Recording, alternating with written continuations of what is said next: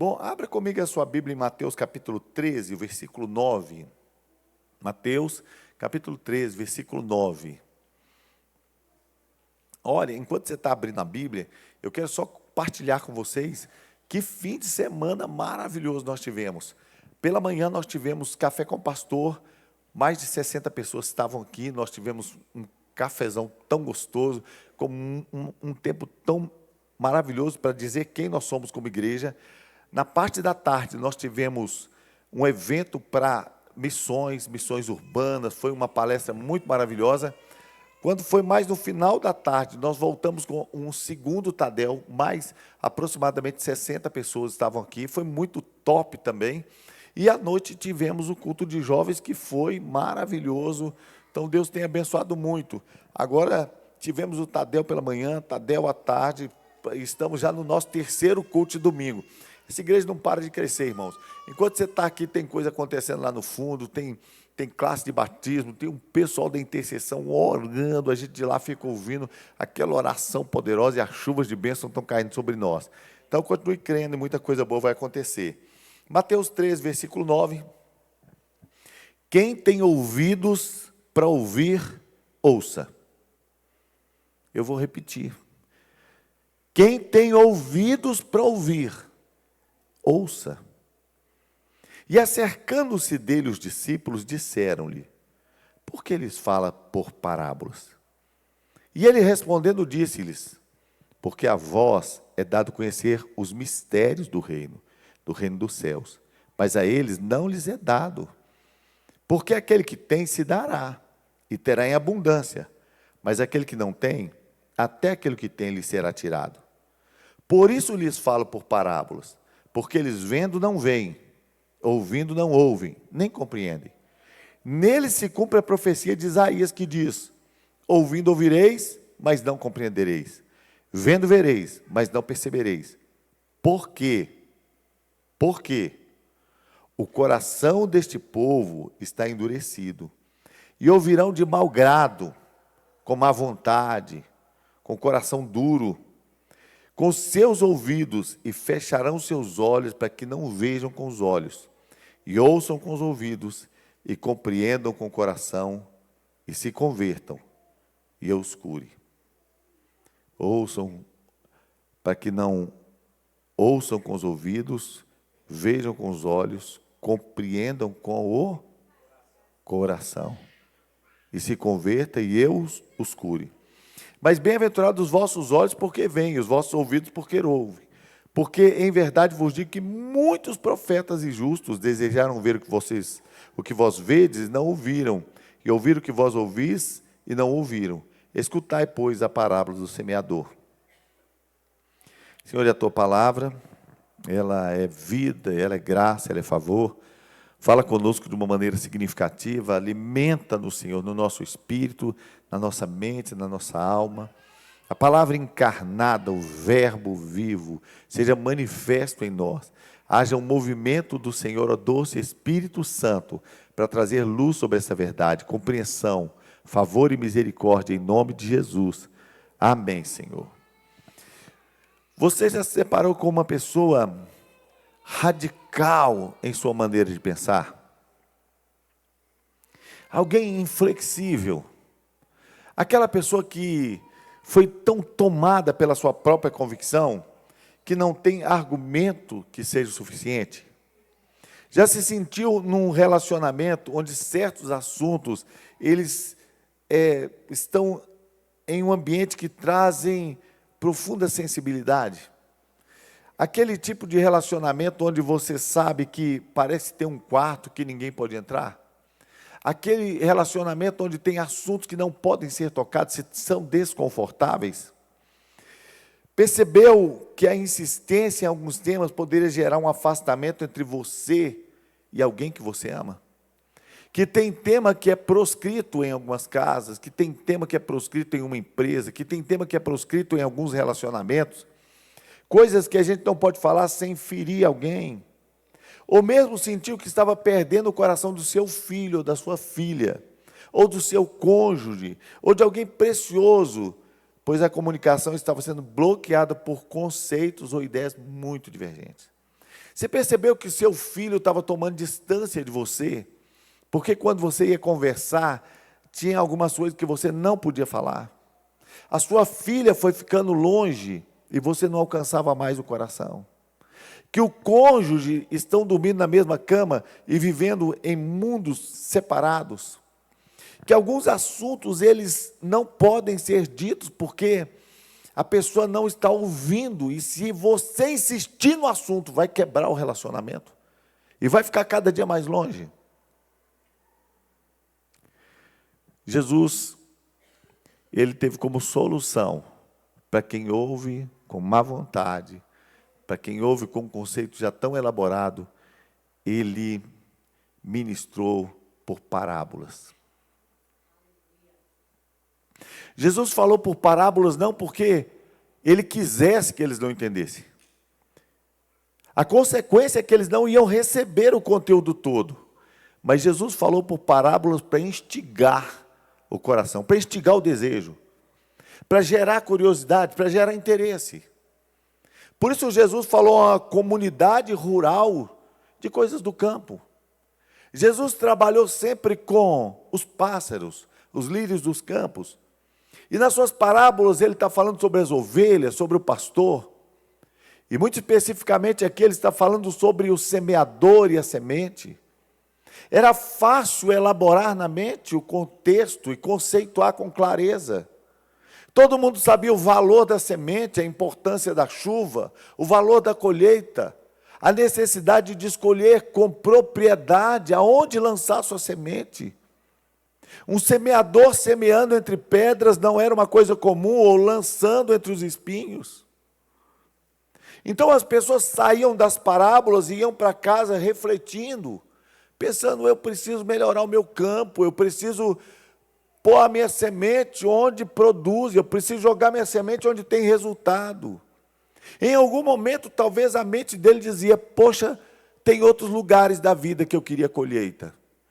Eu queria uma colheita melhor no meu casamento, eu queria uma colheita melhor na minha empresa, eu queria uma colheita melhor nos meus relacionamentos, eu queria uma colheita melhor na vida dos meus filhos. Mas Jesus sabia, como eu também sei, provavelmente você também sabe, que uma coisa equivocada é você falar para uma pessoa quando ele ainda não está maduro para ouvir. Porque assuntos que você vai falar com seus filhos, se eles ainda estão em idade tenra, podem despertar neles estímulos que não são para aquela idade. E isso jamais vai produzir um resultado favorável. Ao invés de receber maturidade desde pequeno, não recebe uma prevaricação, promiscuidade, etc. Então, quando nós vamos falar com uma pessoa, nós precisamos ter o cuidado de saber se ela está no ambiente de ouvir. E algumas não estão porque não estão maduras na sua vida secular, na sua vida biológica. Outros não estão maduros porque não estão maduros emocional. Não estão prontos para ouvir o que tem que ser falado. E então nós encontramos uma premissa bíblica sobre isso. A Bíblia diz assim, o homem, muitas vezes repreendido, e que endurece a sua cerviz, a sua face, de repente será quebrantado, sem que haja cura. Este princípio bíblico está dizendo o seguinte, quando eu começo a falar para uma pessoa, que não está pronta para ouvir, eu argumento com ela e ela me responde com um contra-argumento.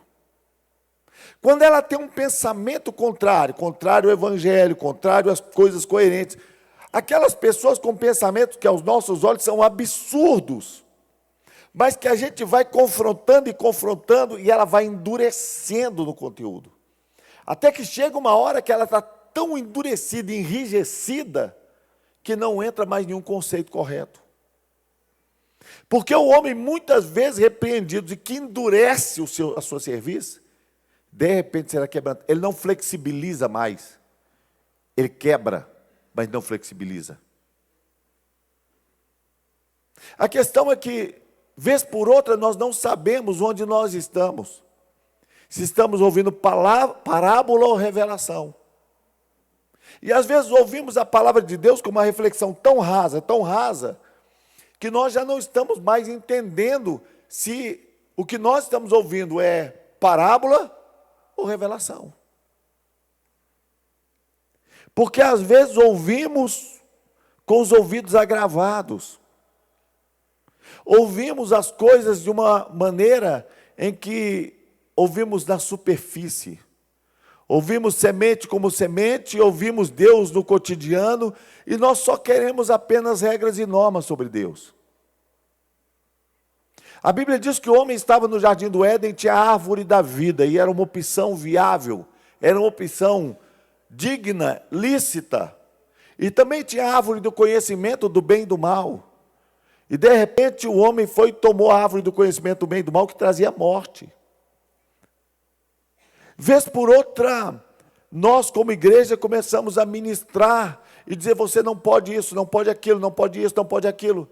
A árvore das normas e regras, pode, não pode, pode, não pode, pode, não pode, sem nos entendermos que Deus está nos chamando para um relacionamento, onde mais que ter uma cerca que nos impede de avançar para um determinado ambiente, nós temos um coração pronto, com o desejo de ficar no lugar que Deus quer para nós.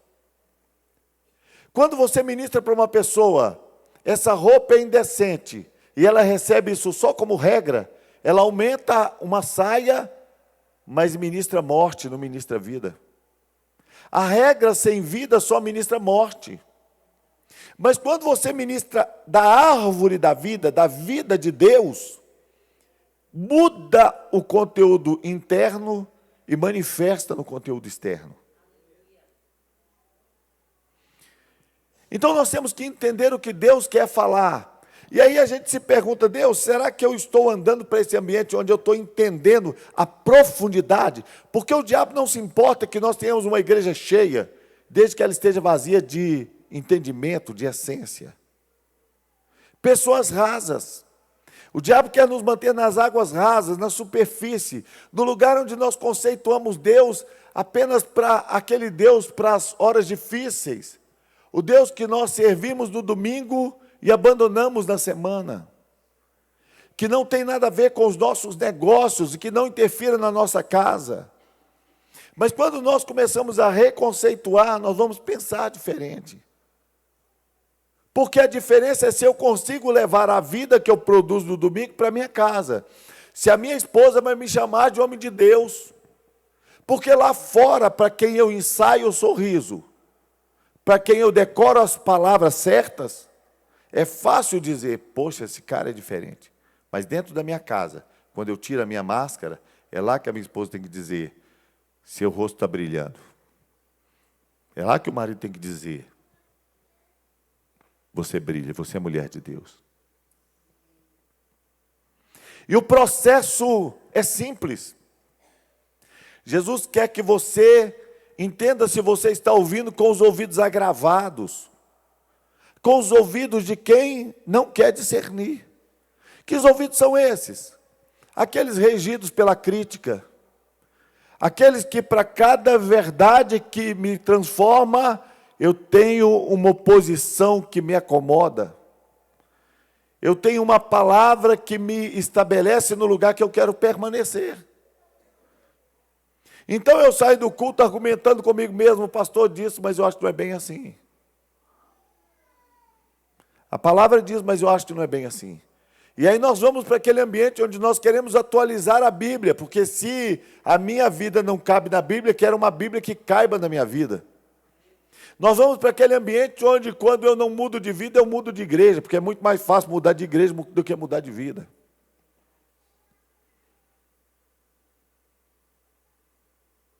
Está todo mundo sério, eu estou achando que eu estou falando uma coisa dura, né? Não. Como é que estão os meus ouvidos? A Bíblia diz que Deus começa o juízo pela casa. Por que Deus começa o juízo pela casa? Por que o ensino começa pela casa? Porque quem recebe a explicação da palavra são os de casa. Porque na casa tem justiça, mas na casa tem amor e misericórdia. Deus quer colocar uma medida sempre misericordiosa para agir com juízo. Todo pai que trabalha com o filho, que disciplina o filho, disciplina, mas sabe o quanto ama. Só o pai sabe o tanto que é amor quando ele disciplina, quando ele corrige. E fica muito mais fácil colocar a medida quando ela começa dentro de casa. Mas a Bíblia diz o seguinte, que embora nós talvez não estejamos aprimorados para ouvir e ficamos abrindo os nossos ouvidos só para ouvir parábolas no sentido de ouvir mensagens que não vão transformar quem nós somos, ouvir mensagens que nós vamos manter em um terreno bem seguro, não naqueles onde nós dizemos aqui eu tenho algum problema. E se alguma vez o pastor entra numa área em que eu digo que não quero ouvir, eu simplesmente ouço com os ouvidos agravados. O que garante isso é que a gente vai se mantendo em crise e em crítica, mas a Bíblia diz, eles ouvirão com os ouvidos agravados, com má vontade, e por consequência, não entenderão com o coração. Mensagens que ficam na mente não transformam a vida. Tudo começa na mente. Deus não muda a nossa vida sem mudar a nossa mente, mas precisa transitar para o coração. É preciso compreender com o coração. Se não há uma conexão entre o que passa na minha mente e o que passa no meu coração,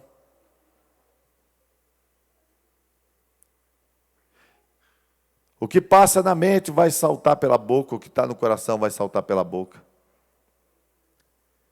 E a gente precisa entender que Jesus disse, dá para conviver com pessoas que não querem ouvir, dá para não dizer para eles o que eles não querem ouvir, e manter no lugar distante que eles querem viver.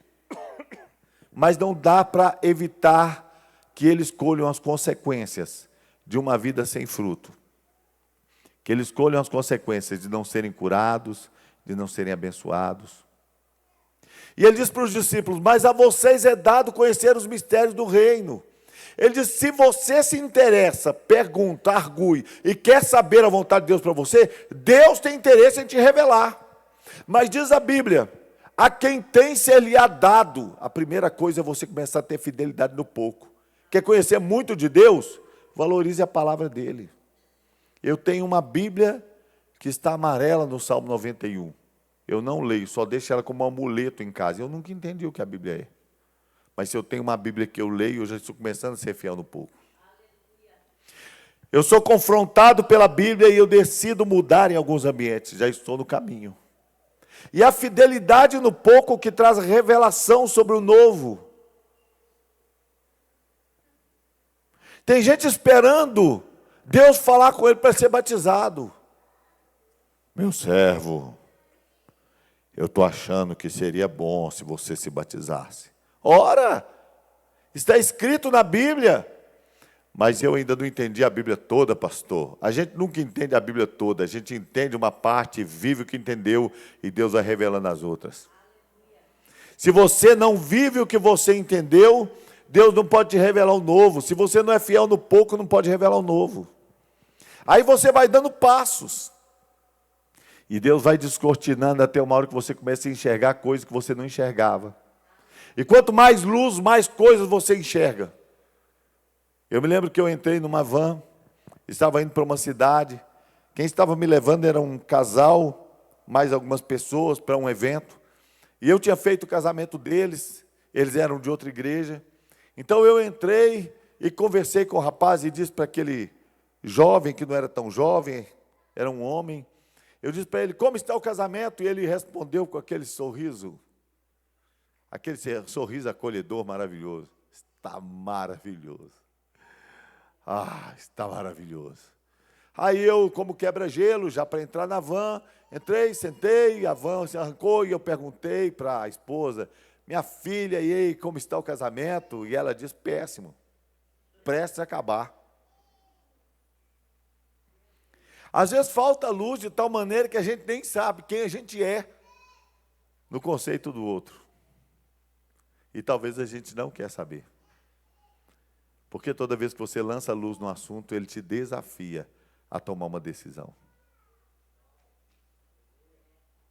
Agora, por outro lado, a Bíblia diz que se você quer saber, a Bíblia diz que ao que tem ser-lhe-á dado, e terá em abundância. A Bíblia diz que quanto mais você deseja revelação, mais revelação Deus vai te dar, até que coisas que não incomodam ninguém começam a incomodar você.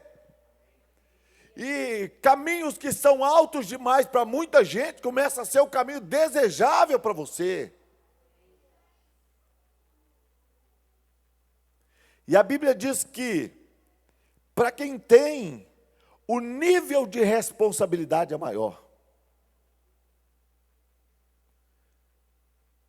Porque o juízo começa pela casa.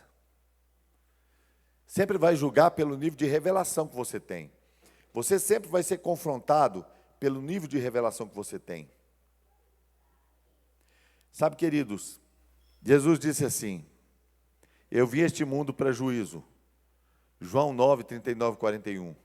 A fim de que os que não veem, vejam, e os que veem sejam cegos. Aqueles dos fariseus que estavam com ele, ouvindo isso, disseram-lhe: também nós somos cegos? Disse-lhe Jesus: se fosseis cegos, não teríeis pecado, mas como agora dizeis, vemos, por isso o vosso pecado permanece. Meu querido irmão, o fato é que quando você vai recebendo revelação, você vai recebendo responsabilidade. Porque a Bíblia diz que aquele que não sabia a vontade do seu Senhor e não a fez, será castigado com poucos açoites. Aquele que sabia a vontade e não a fez, será castigado com muitos açoites. Então, como é que você tem ouvido o Evangelho? Tem ouvido o Evangelho, você jovem tem ouvido com a responsabilidade de honrar o seu pai e a sua mãe?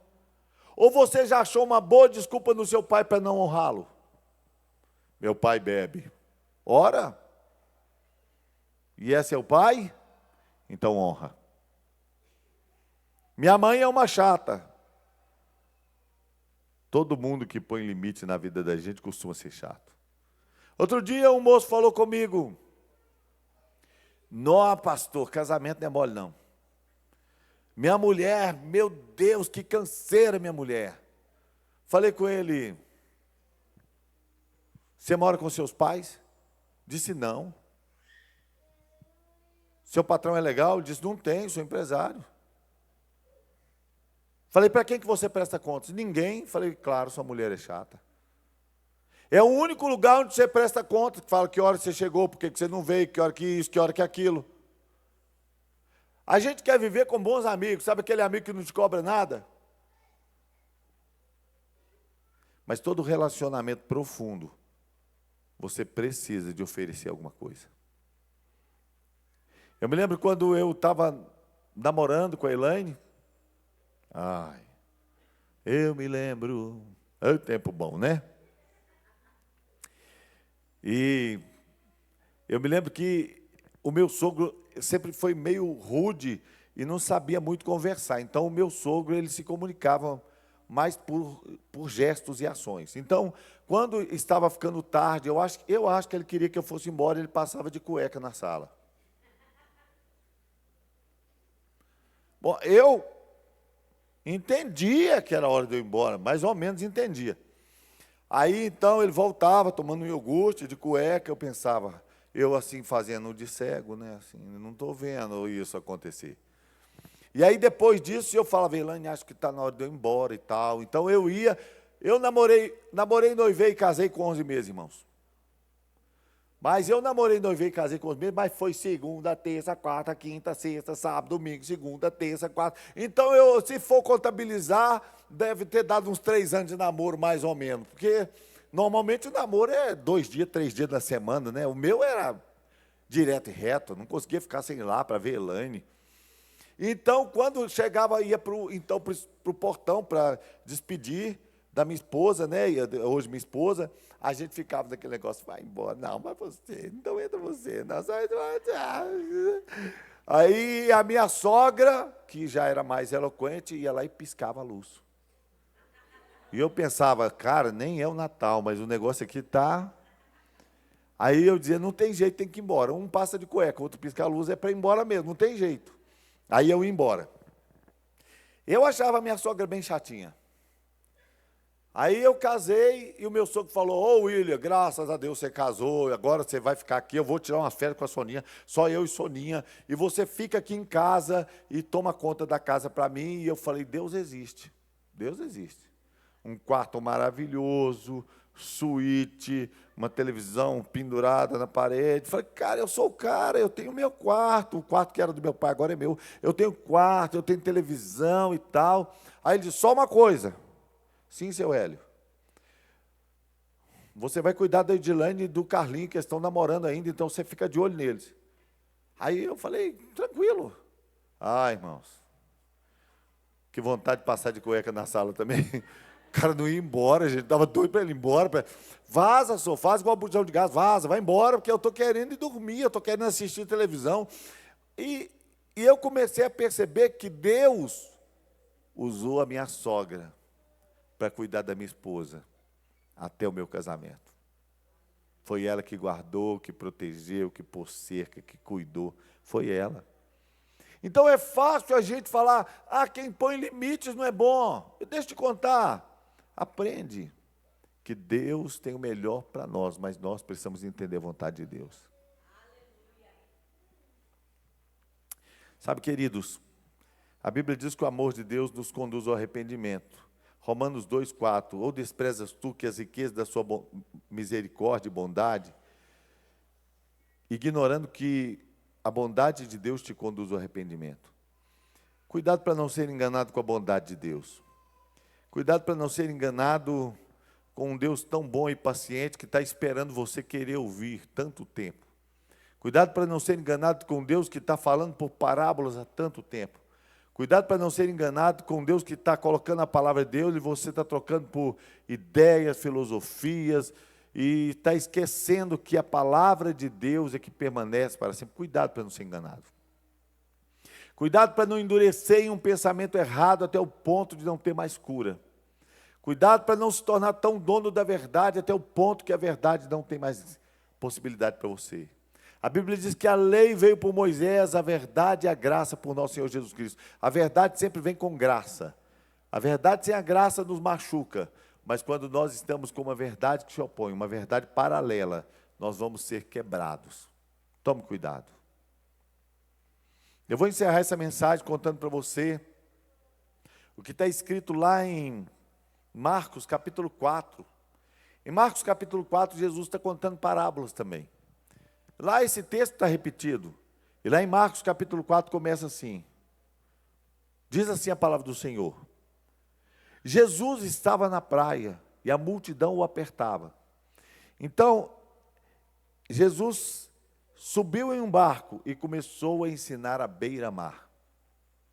Jesus estava ensinando à beira-mar para a multidão e falava por parábolas. E depois de algum tempo ele diz para os discípulos: vamos atravessar o mar. No meio do mar levantou-se uma tempestade tão grande que os discípulos, muitos deles pescadores, se desesperaram. Nós vamos morrer. Nós vamos ser tragados pelo mar. E eles começaram a clamar: Senhor, tem misericórdia. Acordaram Jesus: o Senhor não vê que nós vamos morrer? Jesus se levantou, repreendeu os ventos, repreendeu a tempestade e ensinou a eles sobre fé. Tem coisas que Jesus ensina à beira-mar. À beira-mar a gente se refresca. À beira-mar a gente minimiza os riscos. À beira-mar a gente foge ao ver a tempestade. À beira-mar a gente se diverte. Mas tem coisas que Deus só pode nos ensinar em alto mar. A gente precisa escolher que tipo de vida quer viver. Se quer viver ouvindo parábolas à beira-mar, ou quer se arriscar com Deus, com Cristo no barco, em alto mar. A gente precisa escolher que tipo de vida a gente quer viver. Porque senão a gente fica tão raso, tão raso, tão raso, que a gente vai ser parte daquele grupo que vai para velório, com aquela reflexão, aquela filosofia mais rasa possível. A fila andou.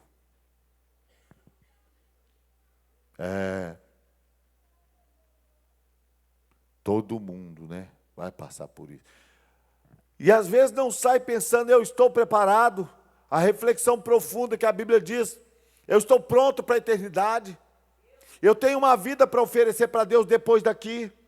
Eu paguei o preço de servir ao Senhor. Gente que está olhando para o Evangelho como se o Evangelho fosse alguma coisa para oferecer aos outros, uma caixinha religiosa. Quando Deus quer que você ofereça para os outros o seu casamento, a sua família, a sua história. Homens que Deus pode oferecer como padrão. Jesus veio para ser modelo de homem. E Ele quer fazer de mim e de você um modelo. Mulheres que façam diferença. A Bíblia diz que a mulher sábia e a tola dispensa o capeta. Está escrito assim, a tola destrói com as próprias... Ela dispensa o capeta. Pode deixar ser o capeta, eu mesmo... Folguista do diabo. Satanás pode tirar folga, que eu dou um jeito aqui, eu mesmo destruo. Está escrito na Bíblia. Que a mulher tola destrói com as mãos. Que a mulher tola faz com que o marido não queira ir para casa. Mas tem marido que está doido para chegar a hora de chegar em casa. Porque ela tem um abraço esperando, tem um sorriso, tem uma mulher apaixonada. E não preocupa se você é bonita ou não é, não, porque toda esposa é a mais bonita. Para o seu marido tem que ser, porque nossos esposos aqui não estão em concurso, não. A esposa já ganhou a vaga da mais bonita. Pronto e acabou. Então, meu querido irmão, Deus quer te ensinar coisas grandes. E Ele quer que você esteja disposto a aprender sem precisar ouvir parábola. Quem é você quando alguém te repreende? Quem é você quando alguém te critica? Quem é você quando alguém te chama atenção? Quem é você quando alguém fala com você, você precisa melhorar? Quem é você quando o seu pai te orienta? Quem é você quando a sua mãe te diz que está errado? Quem é você? Quem é você?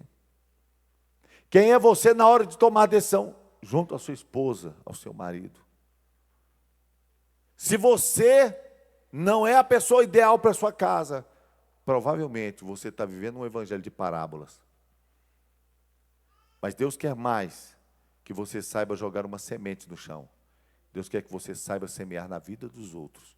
Porque as pessoas recebem primeiro o mensageiro, depois a mensagem. As pessoas compram primeiro o vendedor, depois o produto. As pessoas querem conhecer você.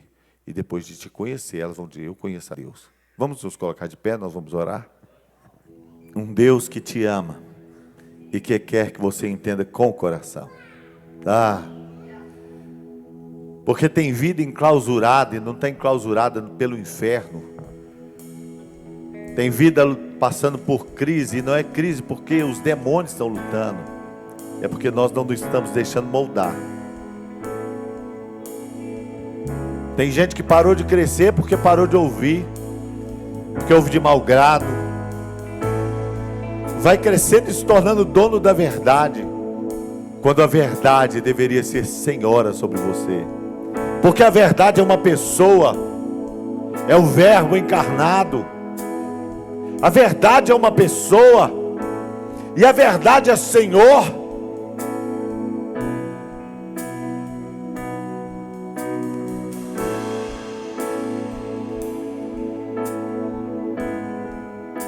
Que o Senhor possa fazer na sua vida. Dore de cama na shoulder, da cama no cara.